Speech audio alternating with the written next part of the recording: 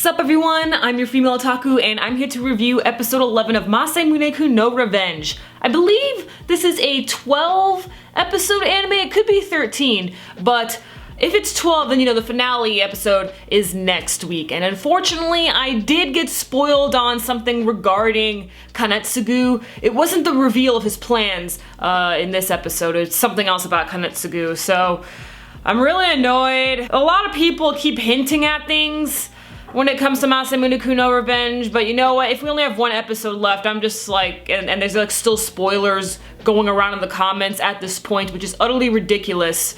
I'm just not gonna read the comments for this episode review, but that doesn't give anyone the right, even though I'm not gonna be looking at the comments, that does not mean that the manga reader should start spoiling just because I'm not looking at it, because then you're gonna spoil someone else, okay? It's just downright rude. This has been happening to me a lot throughout this winter season especially. I don't know why, people are just downright rude this season. But anyway, with this episode, we find out about Kanetsugu's plan. And yes, he is 100% a poser, okay? Kanetsugu, he is only pretending to be Masamune because of his family. Like, his family, they aren't doing too well, they're poor now, but you know, because they still have some, I guess, status, you could say, they're still, like, you know, invited to banquets and stuff like that. And the secretary, Aki's secretary, she saw, you know, Kanetsugu, and she was just like, oh, Masamune, here, have her card.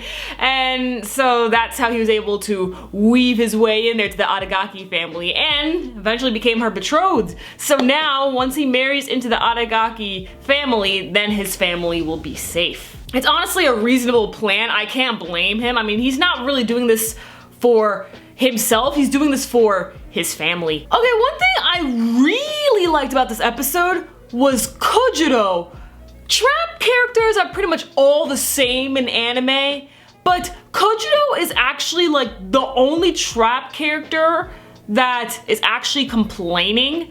You know, I mean, I guess Nagisa from Assassination Classroom, he complains a little bit and does have, okay, Nagisa actually from Assassination Classroom has a little more serious issues, so we're not gonna go down the darker route, but when it comes to Kojiro, he's actually really upset that people keep treating him like a girl after he consistently says, like, but I'm a guy, guys, I am a boy, come on.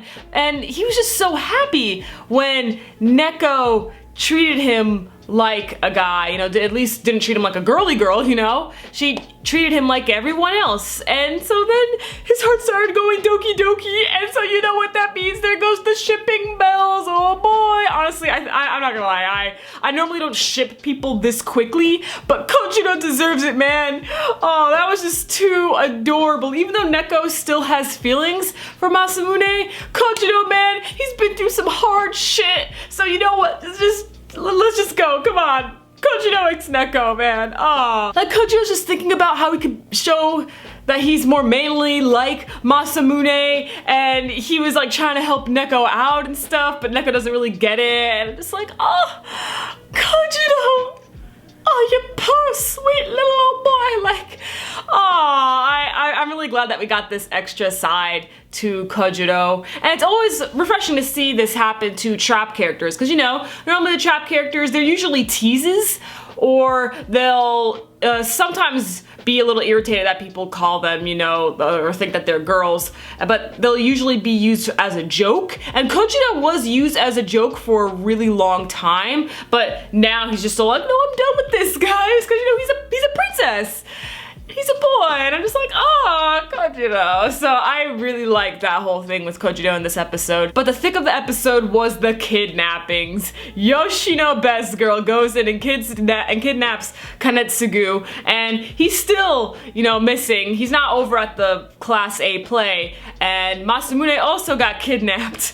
But luckily he was able to escape, and unfortunately though, the play is still going on. Aki is going to probably make Class A win. Because you know, Aki is now gonna look like a goddess, standing up, letting everyone know that she doesn't need no prince. So that's definitely gonna get the crowd, okay? People love that shit, you know? But how well will Class A's play go? Do you think Aki will slip up in the middle of the play and turns out things won't be as cool as I thought, and Masamune and Kojito's play turns out to win in the end?